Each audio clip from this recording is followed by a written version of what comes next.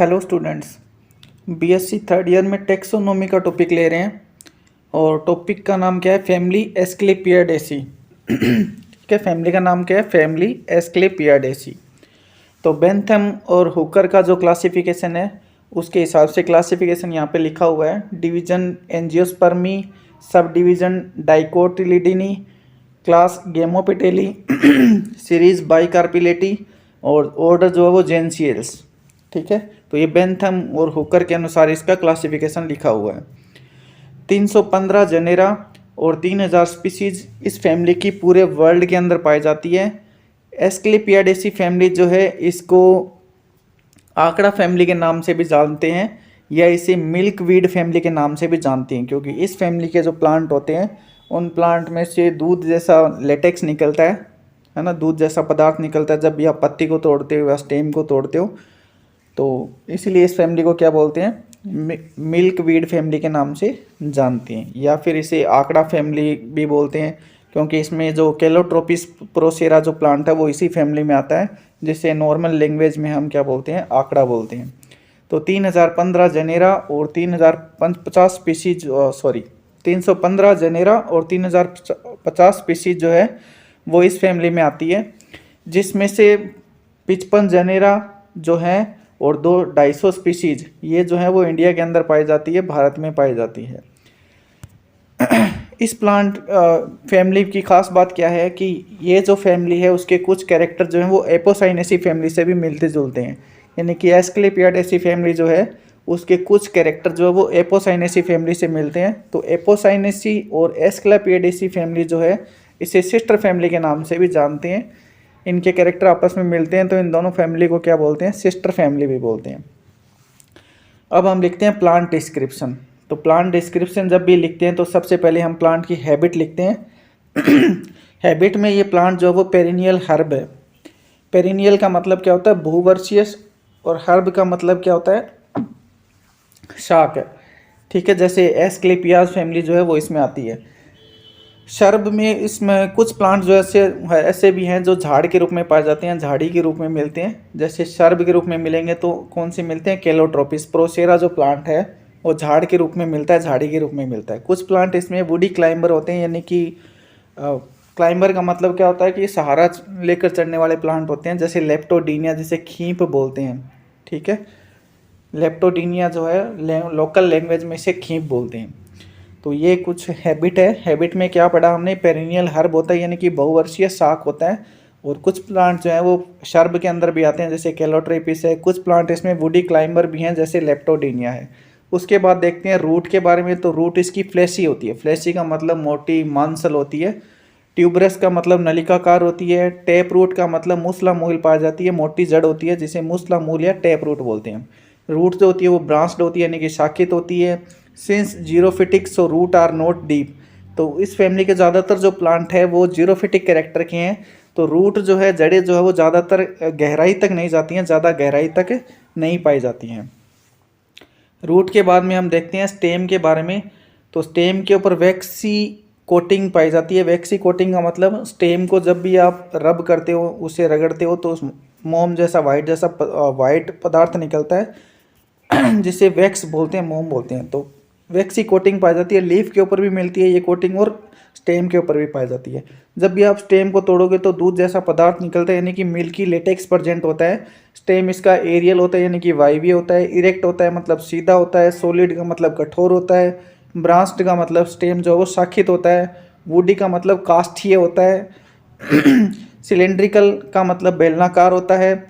और vascular bundle bicollateral पाए जाते हैं। समेन पूल जो है वो इसमें कैसे पाए जाते हैं? बाइकोलेटरल। बाइकोलेटरल होने का मतलब क्या होता है कि इसमें दोनों साइड में तो फ्लैम प्रेजेंट होता है और बीच में क्या पाया जाता है? जाइलम पाया जाता है। तो इस प्रकार का जो वेस्कुलर बंडल होता है इसे बोलते हैं बाइकोलेटरल वेस्कुलर बंडल। इसके बाद आती है लीफ।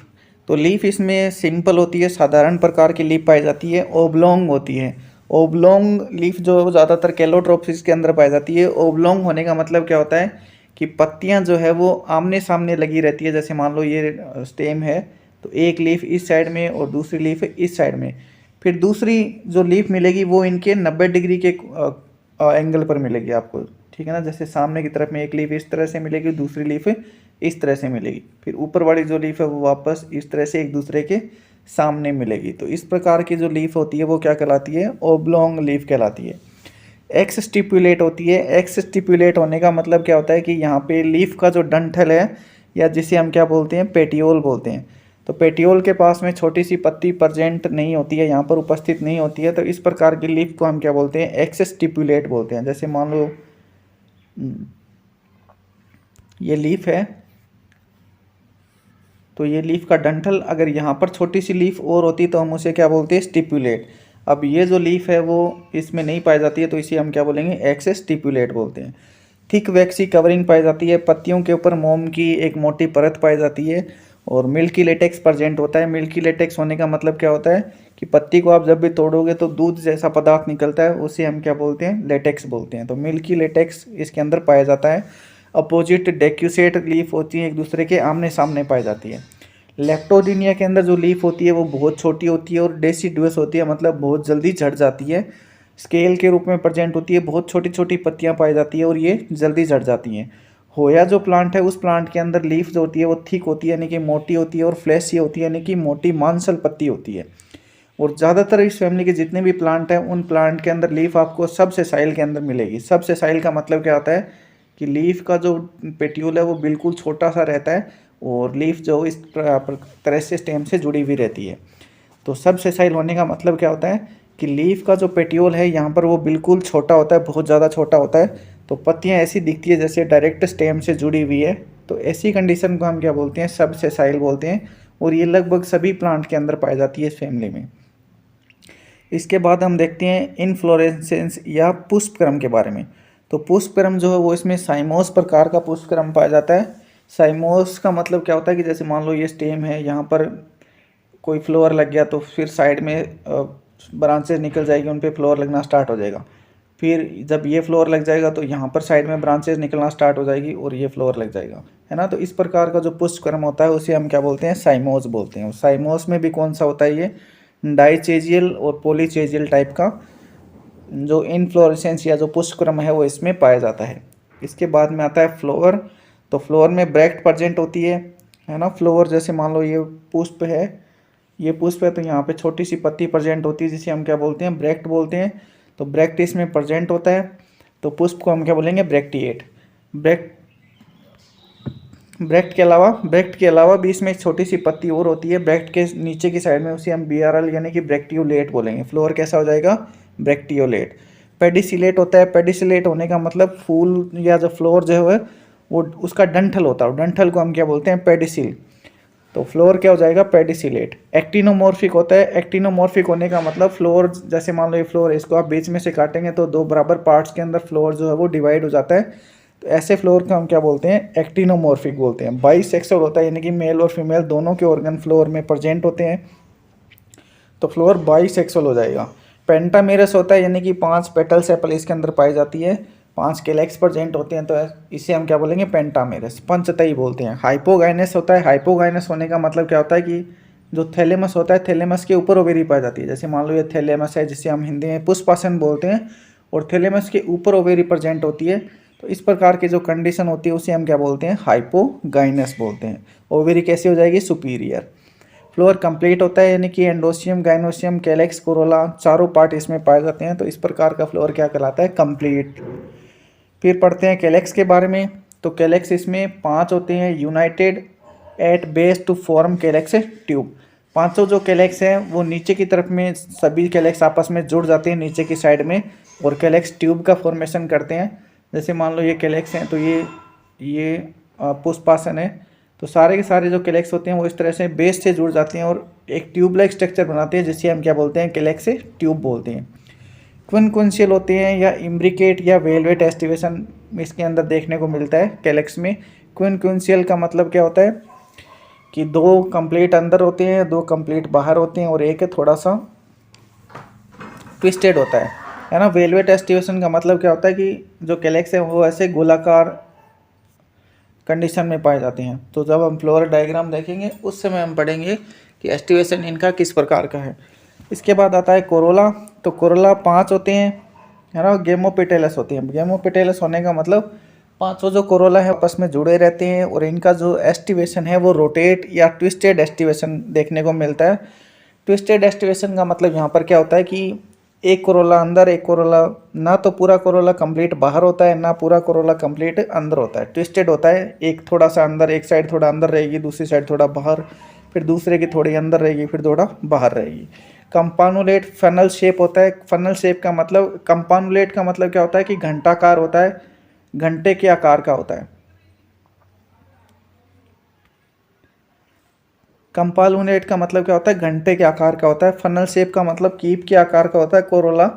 और इन सम कोरोला ट्यूब प्रेजेंट, कुछ जो प्लांट होते हैं उनके अंदर क्या पाई जाती है, कोरोला ट्यूब पाई जाती है, यानी कि कोरोला आपस में जुड़ जाते हैं और जुड़कर एक ट्यूबलाइक स्ट्रक्चर बनाते हैं, जिसे हम क्या बोलते हैं, कोरोला ट्यूब बोलते हैं।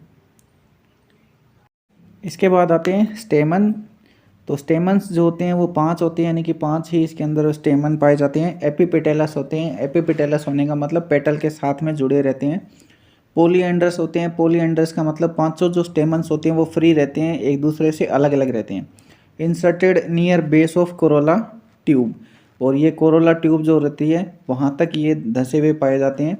Staminal corona present. Staminal corona का मतलब क्या होता है कि जो केलोट्रोपिस होता है उसके अंदर स्टेमन्स, पांचों स्टेमन जो होते हैं वो मॉडिफाई हो जाते हैं किसके अंदर, पोलिनिया के अंदर। अब पोलिनिया क्या होती है, तो स्टेमन्स जो होते हैं वो इस तरह से मॉडिफाई हो जाते हैं। 3 स्ट्रक्चर इनके अंदर बन जाती है। सबसे ऊपर वाली जो स्ट्रक्चर होती है उसको कॉर्पस्कुलम बोलते हैं, और ये स्टिकी होता है, यानी कि चिपचिपा होता है। इसमें से एक रेशेदार स्ट्रक्चर निकलती है जिसको रेटिनाकुलम बोलते हैं, और इस रेशेदार संरचना से एंथर जुड़ जाते हैं, है ना। एक स्टेमन के अंदर कितने एंथर होते हैं, 2 एंथर होते हैं। तो दोनों एंथर जो होते हैं वो इस तरह से मॉडिफाई हो जाते हैं, और मॉडिफाई होकर क्या बनाते हैं, पोलिनिया का फॉर्मेशन करते हैं, पोलिनिया का निर्माण करते हैं। और इस पूरी स्ट्रक्चर को हम क्या बोलते हैं, ट्रांसलेटर बोलते हैं। ठीक है, इस पूरी स्ट्रक्चर को हम क्या बोलेंगे, ट्रांसलेटर। तो इस तरह से स्टेमन्स इसके अंदर प्रेजेंट होते हैं। स्टेमन के बाद में आता है गाइनोसियम। तो गाइनोसियम जो है उसमें 2 ओवेरी पाई जाती है। 2 ओवेरी पाई जाती है। दोनों ओवेरी कैसी होती है, फ्री रहती है, एक दूसरे से अलग अलग रहती है। 2 स्टाइल पाए जाते हैं, लेकिन स्टिग्मा जो होता है वो एक ही होता है, वो स्टिग्मा पेंटाएंगुलर शेप के अंदर पाया जाता है। तो गाइनोसियम कैसा हो जाएगा, अब 2 ओवेरी है ना, दो ही ओवेरी है और 2 स्टाइल है, लेकिन स्टिग्मा इनका एक है। तो ऐसा जो गाइनोसियम है इसे हम क्या बोलेंगे, सब एपोकार्पस बोलेंगे। सब एपोकार्पस होने का मतलब ये फ्री नहीं है ना, क्योंकि स्टिग्मा एक ही है, स्टिग्मा के साथ में जुड़े हुए हैं। तो फ्री भी है लेकिन फ्री नहीं भी है, दोनों ही कंडीशन है। तो इस प्रकार की कंडीशन को हम क्या बोलते हैं, सब एपोकार्पस बोलते हैं। 2 कार्पल है ना, तो बाई कार्पिलरी हो जाएगा। एक ही लोक्यूल प्रेजेंट है तो यूनिलोक्यूलर हो जाएगा। मार्जिनल प्लेसेंटेशन पाया जाता है। मार्जिन से जो प्लेसेंटा है वो जुड़े रहते हैं, जैसे हमने मटर के अंदर देखते हैं कि बीज जो रहते हैं वो किनारे किनारे पे जुड़े रहते हैं मटर की फली के अंदर। तो उस प्रकार का जो प्लेसेंटेशन होता है वो क्या कहलाता है, मार्जिनल प्लेसेंटेशन कहलाता है। और ओवेरी कैसी हो जाती है, सुपीरियर। थैलेमस के ऊपर ओवेरी पाई जाती है, तो ओवेरी क्या हो जाएगी, सुपीरियर ओवेरी हो जाएगी। अगर हम इसका डायग्राम देखें गाइनोसियम का, तो इस प्रकार से देखने को मिलता है। स्टिग्मा देखो एक ही है स्टिग्मा, लेकिन यहाँ पे एक कार्पल ये है और दूसरा कार्पल ये है। एक ओवेरी इस साइड में है और एक ओवेरी इस साइड में है ना। तो ये स्टाइल हो गया, ये ओवेरी हो गई और ये स्टिग्मा हो गया। तो 2 स्टाइल प्रेजेंट है, 2 ओवेरी प्रेजेंट है, लेकिन स्टिग्मा क्या है, एक ही है। तो इस प्रकार की कंडीशन क्या हो जाती है, सब एपोकार्पस कंडीशन हो जाती है। यहाँ पे डायग्राम भी दे रखा है। ये जो डायग्राम है ये किसका है, इसके अंदर प्लेसेंटेशन का है। तो देखो मार्जिन है, किनारे किनारे पे जो प्लेसेंटा है वो जुड़े रहते हैं, जैसे आप मटर में देख सकते हो। तो उसी प्रकार का प्लेसेंटेशन इसके अंदर पाया जाता है। ये ओवेरी है और ओवेरी के अंदर ये क्या है, ओव्यूल लगे हुए हैं, ये ओव्यूल से।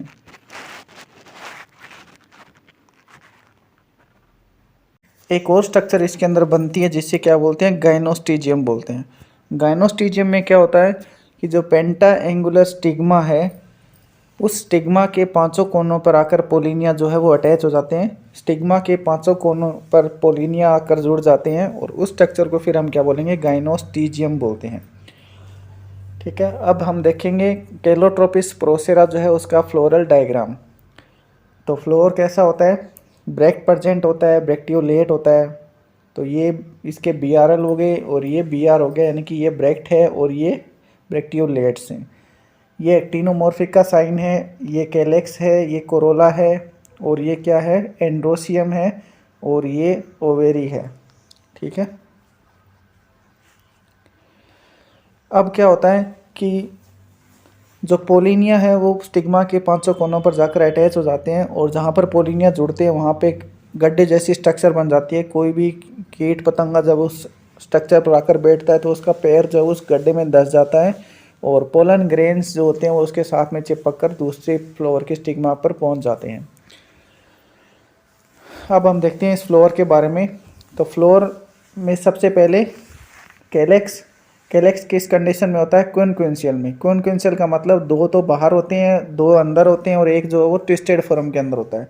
तो ये कंप्लीट बाहर है, ये भी कंप्लीट बाहर है, तो दो तो कंप्लीट बाहर हो गए। ये कंप्लीट अंदर है, ये कंप्लीट अंदर है, दो कंप्लीट अंदर हो गए। और ये जो है वो किस में है, ट्विस्टेड एस्टिवेशन के अंदर है।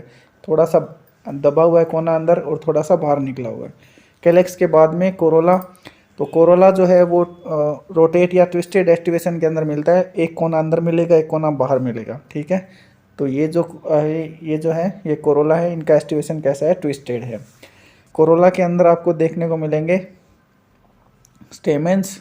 तो स्टेमन्स हैं, ये स्टेमन है, एक ये स्टेमन है, एक ये स्टेमन, एक ये, तो 5 स्टेमन होते हैं। और पांचों कैसे होते हैं, एपिपेटलस होते हैं, यानी कि पेटल के साथ में जुड़े हुए रहते हैं, कोरोला के साथ में अटैच रहते हैं। और ये जो डायग्राम है ये किसका है, ओवेरी का डायग्राम है। और इसके 500 कोनों पर क्या जुड़े हुए हैं, पोलिनिया अटैच रहते हैं। ठीक है। 500 कोनों पे पोलिनिया अटैच रहते हैं। ये ओव्यूल की स्ट्रक्चर है, ओवेरी की स्ट्रक्चर है। तो ओवेरी के अंदर ओव्यूल्स जो रहते हैं वो मार्जिनल प्लेसेंटेशन के अंदर पाए जाते हैं, यानी कि किनारे किनारे पे ओव्यूल्स जो है वो जुड़े रहते हैं। ठीक है। ये एक्टिनोमॉर्फिक का साइन है। फ्लोर अगर बीच में से काटेंगे तो 2 बराबर पार्ट में डिवाइड हो जाएगा। और ये है ब्रैक्टियोलेट और ये है ब्रैक्ट। अब हम देखते हैं इसका फ्लोरल फॉर्मूला।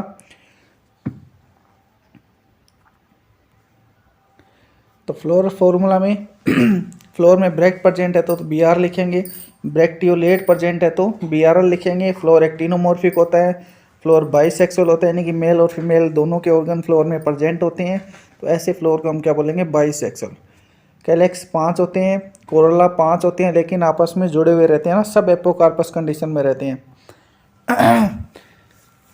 कोरोला जो है वो आपस में जुड़े हुए रहते हैं।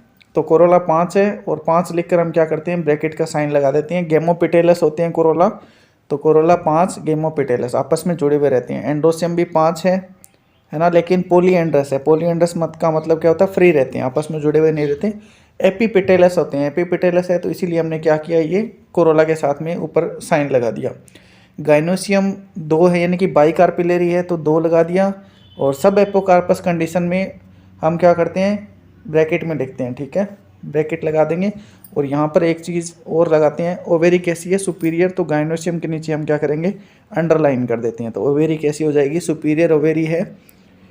तो ये इसका फ्लोरल फॉर्मूला हो गया, फ्लोरल डायग्राम हो गया। यहाँ पर जो फैमिली एस्क्लेपिएडेसी है वो कंप्लीट हो जाती है। वीडियो अगर अच्छा लगे तो लाइक, शेयर और सब्सक्राइब ज़रूर करें। Thank you.